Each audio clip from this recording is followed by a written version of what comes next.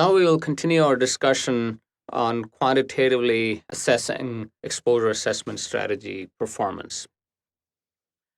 The way to do this is by using computer simulations.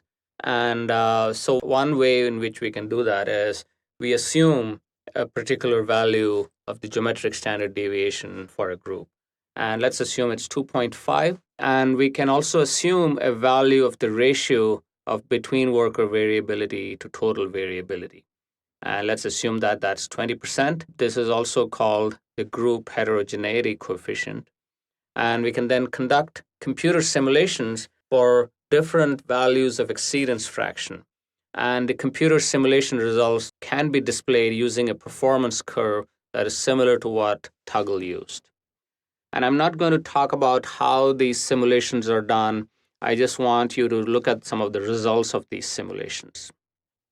A performance curve looks somewhat as shown in the figure on the top, where, again, on the x-axis, we have the exceedance fraction, and on the y-axis, we have the probability of deciding that an exposure profile is acceptable.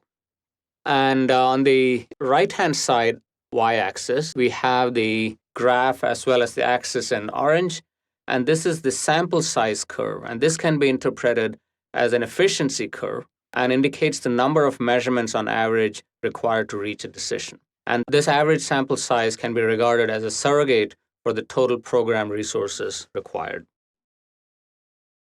So the figure on top on this slide is the performance curve for the OSHA sampling strategy. It is identical to the format used by Tuggle. So on the x-axis, we have the group exceedance fraction, and on the y-axis, we have the probability of declaring that a particular exposure scenario is acceptable.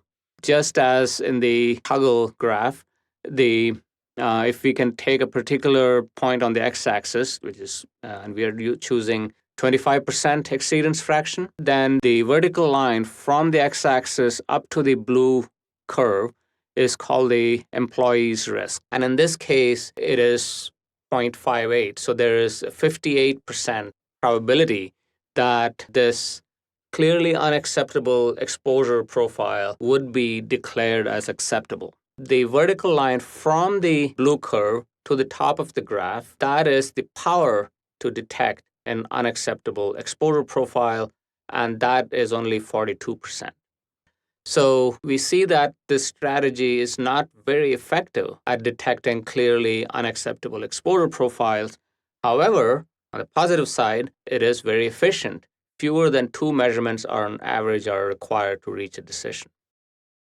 We can do a similar analysis to quantitatively assess the performance of the AIHA SEG strategy. So on this slide, I'm showing 2 curves on the top, and one for a situation where we have 6 measurements per SEG on the left and 10 measurements per SEG on the right. And both of these curves, they look like an exponential decay curve, but clearly they are not exponentially decaying, but they have that kind of a look to them. And if we do the same type of analysis that we did in the case of the OSHA strategy, meaning we pick a clearly unacceptable group exceedance fraction, 25% exceedance fraction, then we see that the probability of mistakenly calling this an acceptable exposure profile is less than 10%. In other words, the power to detect an unacceptable exposure profile is greater than 90% when you have 6 measurements per SEG.